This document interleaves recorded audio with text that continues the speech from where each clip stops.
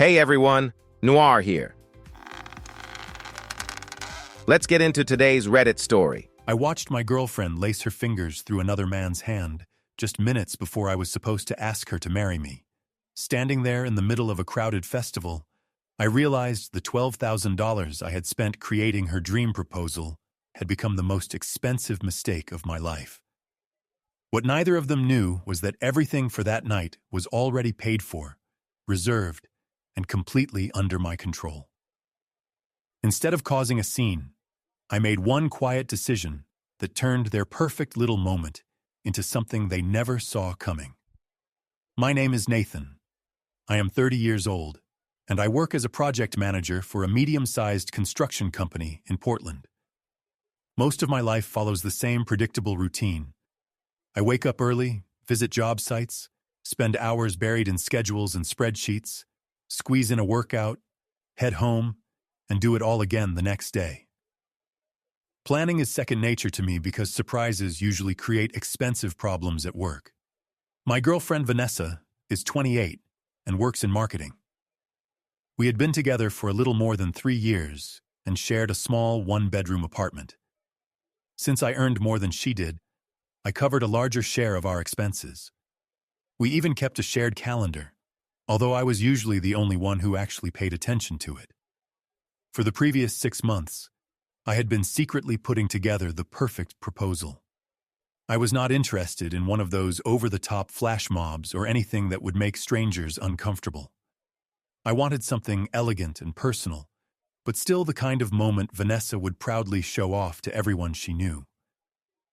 She loved being the center of attention. She enjoyed those picture-perfect moments where it felt like the whole world was watching her life unfold. That was simply part of who she was. The problem was that whenever she felt ignored or overshadowed, her personality could change fast. If she was not the main focus, she often became cold, sarcastic, or downright unpleasant. I chose the Winter Lights Festival downtown because it checked every box she loved. The place was packed with people, covered in beautiful displays, and filled with endless opportunities for photos and videos.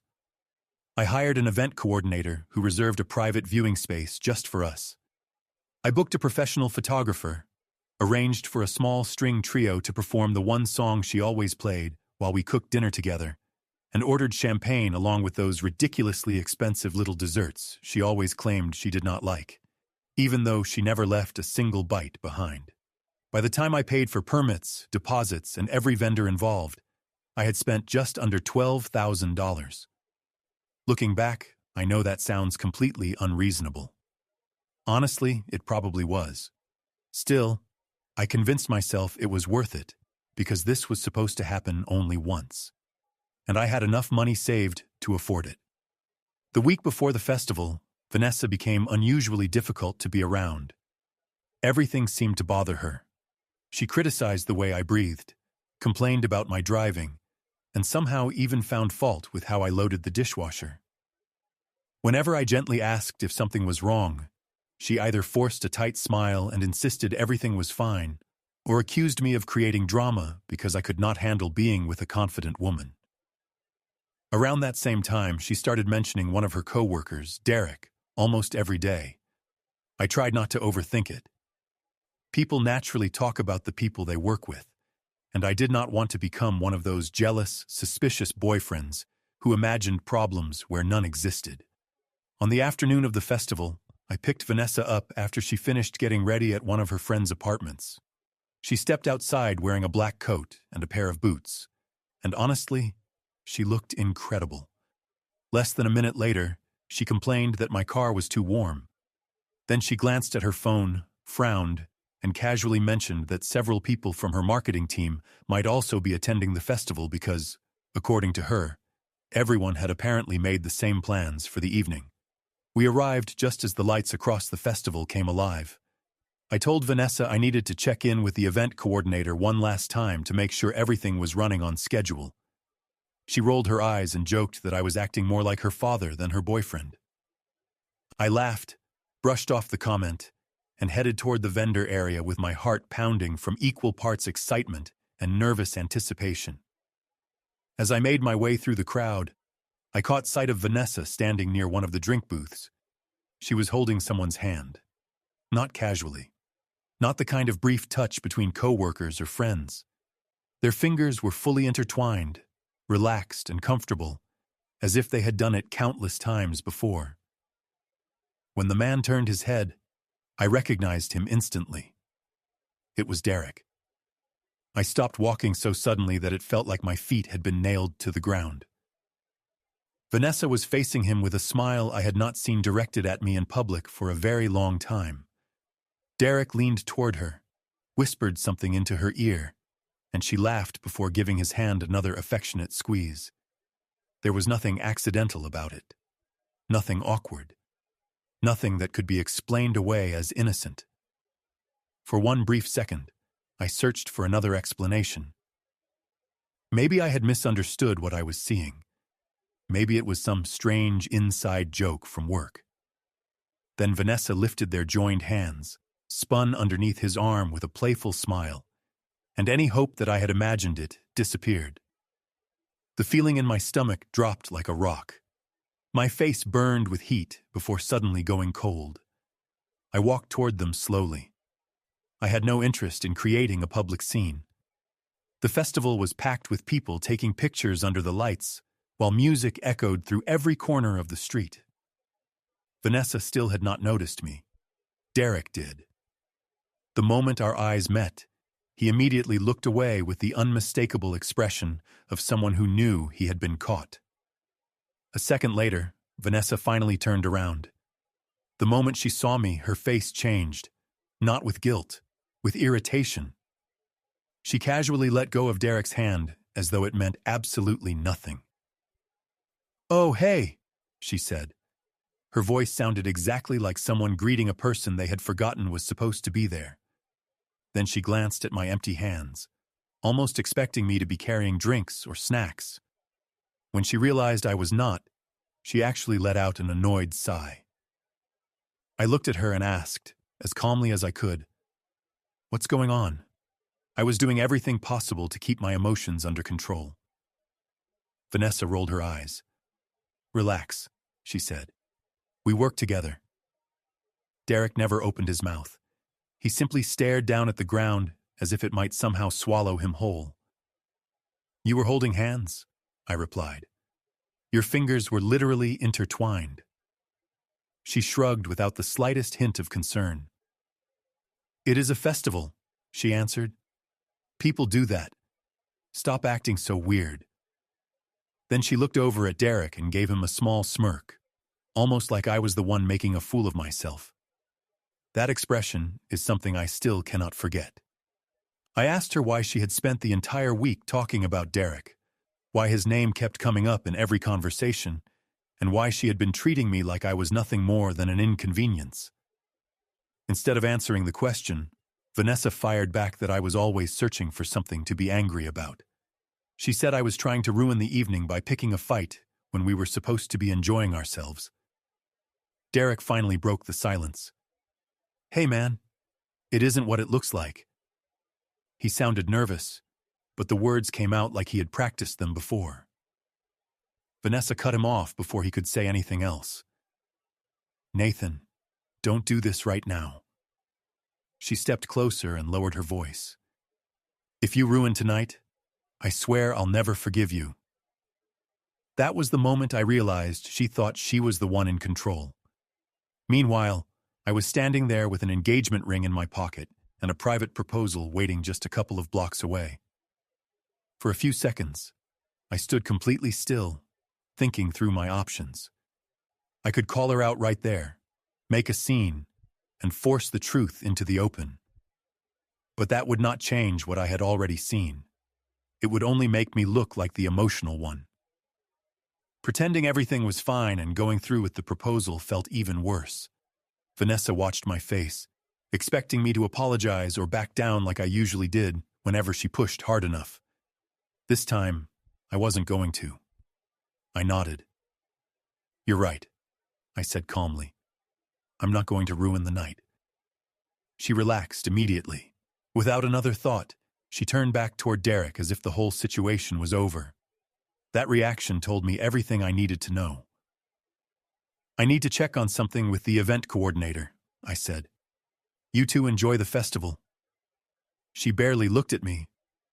"Don't be gone too long," she replied, already focused on him again. I turned around and walked away without looking back. 2 blocks from the festival, a heated tent was waiting for us. The string trio was getting ready to perform. The photographer was testing camera angles, and a small table was covered with candles, champagne, and the gold-rimmed glasses Vanessa once sent me in a screenshot because she thought they looked elegant. The catering staff had already arranged all the desserts. Everything looked perfect. Exactly the kind of setup she would have posted all over social media. The event coordinator, Melissa, greeted me with a smile. "Ready?" she asked. "My plans changed," I told her. She assumed I meant the schedule. I shook my head. "I'm not proposing anymore." She blinked in surprise. I briefly explained that I had just caught my girlfriend holding hands with another man at the festival. I kept it simple and stuck to the facts. Melissa asked if I wanted to cancel everything. There was no point. It was the day of the event. Every vendor was already there, and almost all of the $12,000 had already been spent. I looked around the tent and realized something. The only person expecting the best night of her life was Vanessa, and only minutes earlier, she had chosen to humiliate me. So instead of canceling, I asked Melissa a different question. "Once the reservation starts, can I bring whoever I want?" She looked confused but nodded. "The space is yours for 2 hours. As long as you stay within the guest limit and nobody causes problems. It doesn't matter who comes. Everything has already been paid for." "What if my girlfriend never shows up?" "Nothing happens," Melissa answered. "The musicians still play, the food is still served, and it just becomes a private event." I nodded. "Give me 5 minutes." As I walked back toward the festival, I noticed something strange. I was calm. The hardest part was already behind me. I wasn't trying to save my relationship anymore. I was trying to save my self-respect. I found Vanessa and Derek near the main stage. This time, she had her arm wrapped around his instead of holding his hand. The second she noticed me, she quickly pulled away and folded her arms, pretending nothing had happened. "You good now?" she asked. She did not sound worried. She sounded irritated. "I'm good," I said. "Actually, I have a surprise for you." Her eyes lit up immediately. She loved surprises. "What kind of surprise?" she asked. "I reserved a private spot nearby." Her whole face brightened. "Seriously? Why didn't you tell me?" "I wanted it to be a surprise." She glanced at Derek with a little grin. "See? I told you he does make an effort." That one sentence told me she had been talking about me behind my back. "Our reservation starts in 10 minutes, I said. "If you want to see it, we should head over." She hesitated for only a moment before looking at Derek. He shrugged. "If that's okay with you." Vanessa turned back to me. "You don't mind if Derek comes too, right? It's only drinks." I looked her straight in the eyes. "I don't mind at all." It was the most honest thing I had said to her all night, because I was no longer trying to fix our relationship. I was about to show her exactly what it felt like to lose something she had always assumed would be there. The walk to the tent took about 3 minutes. Vanessa walked a few steps ahead of me, practically buzzing with excitement as she kept trying to guess what I had planned.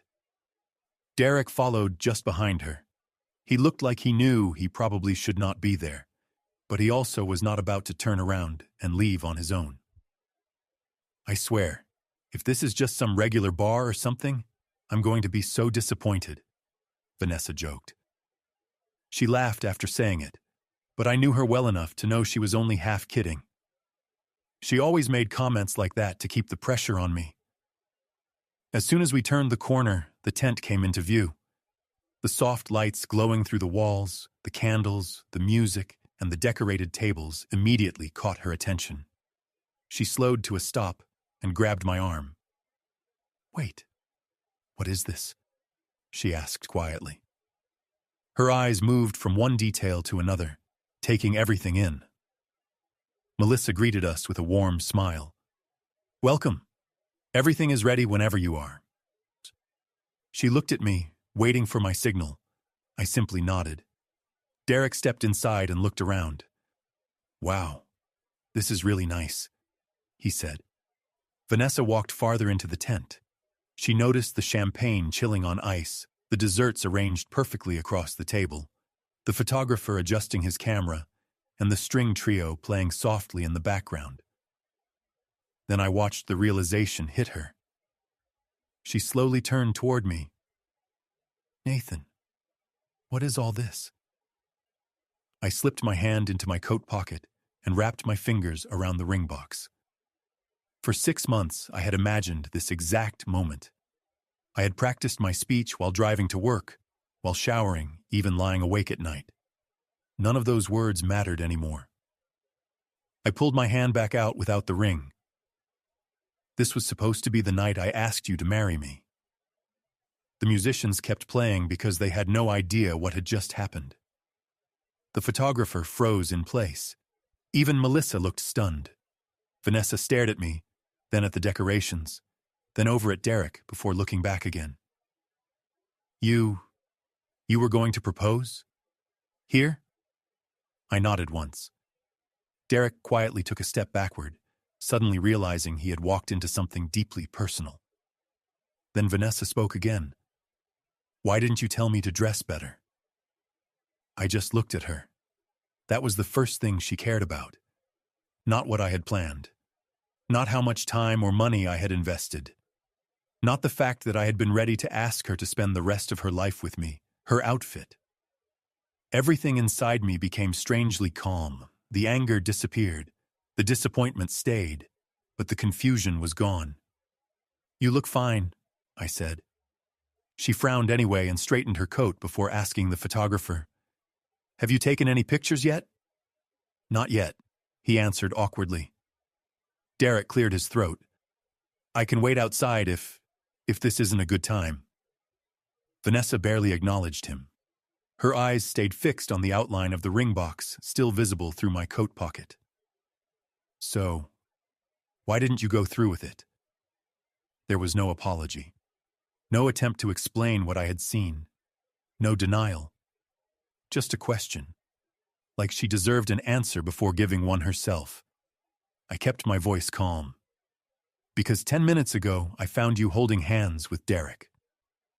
The tent went completely quiet. Only the music continued drifting through the room. Vanessa let out an annoyed sigh and rolled her eyes. You are seriously still stuck on that? She said. It wasn't a big deal. You're making this into something it isn't. I looked directly at her. So tell me the truth. About what? Are you and Derek involved? She crossed her arms.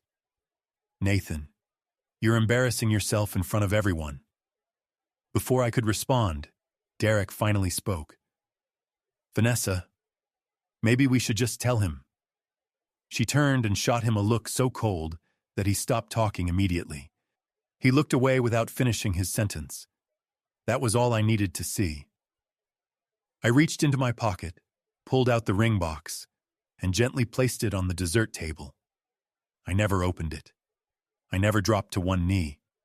I never asked the question.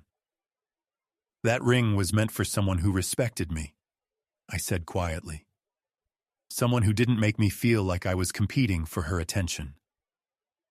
Neither of them said a word. I'm not proposing to someone who treats me like a backup plan. For the first time all evening, Vanessa looked genuinely nervous. She stepped closer and lowered her voice. Nathan, don't do this. Not here. I shook my head. I'm not doing anything. I'm simply choosing not to move forward. Then I turned toward Derek. You already got to hold her hand tonight. You might as well enjoy the rest of the evening I paid for. His face turned bright red. He opened his mouth like he wanted to respond, but nothing came out. Without waiting for either of them to say another word, I turned around and walked toward the exit. Nobody tried to stop me. The cold air outside hit my face the second I stepped onto the sidewalk. It felt like I could finally breathe again. Halfway down the block, my phone started vibrating in my pocket. I ignored it and kept walking. It buzzed again and again. By the time I reached my car, the calls had finally stopped.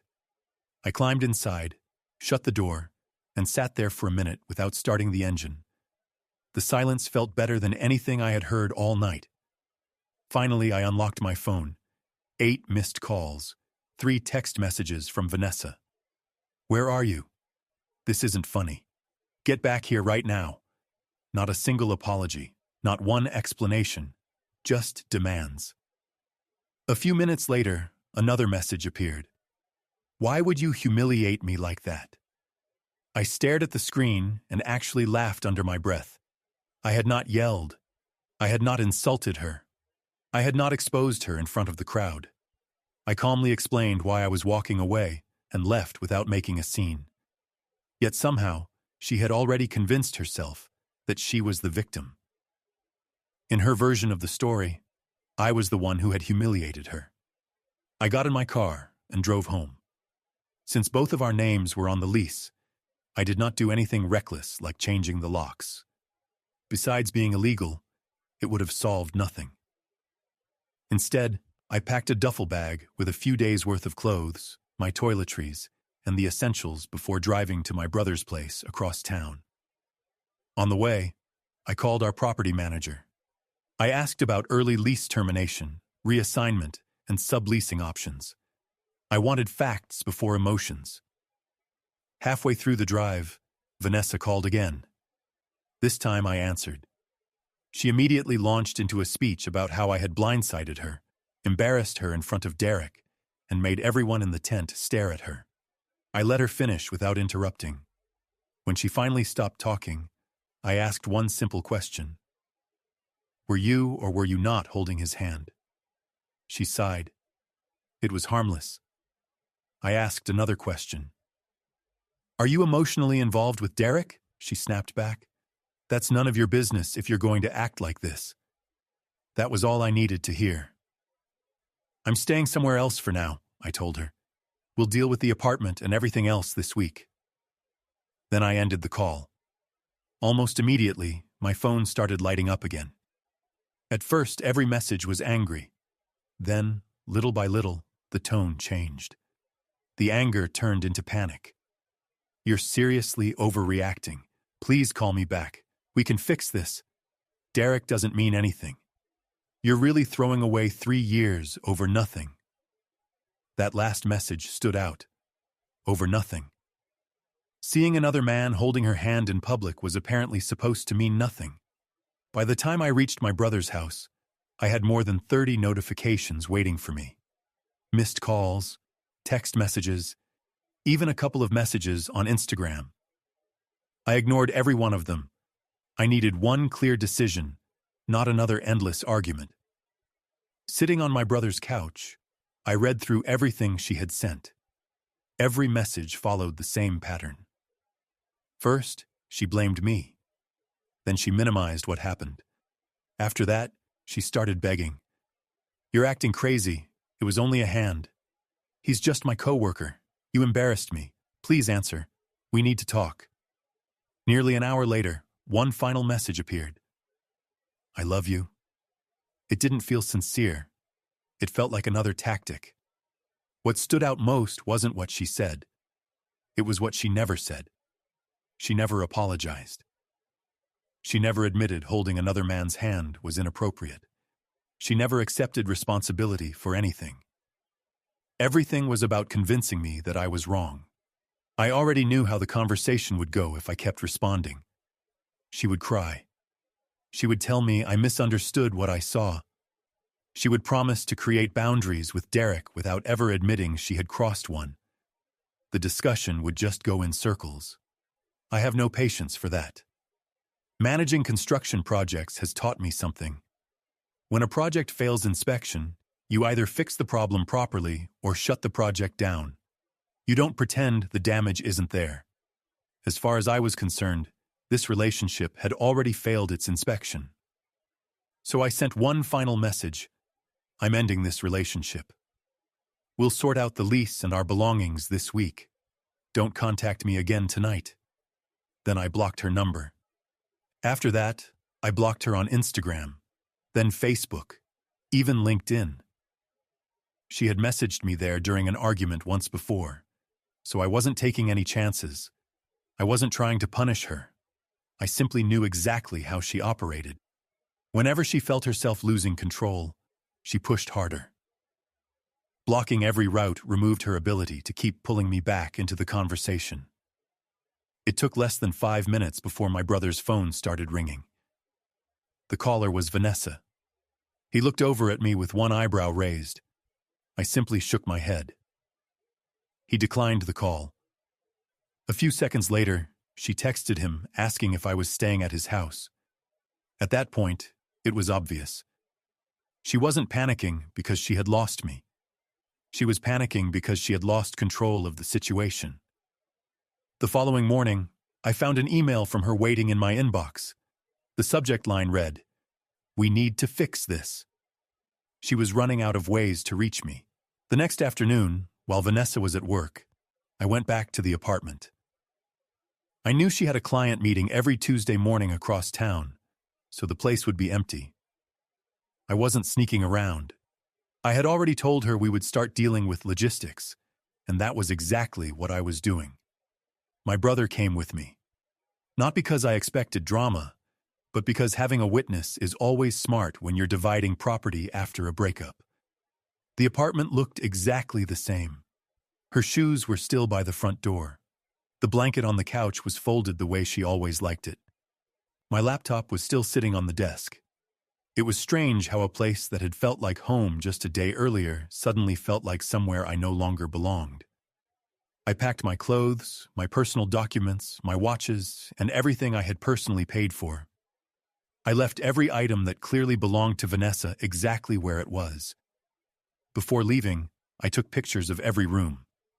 If questions came up later about damaged or missing property, I wanted everything documented.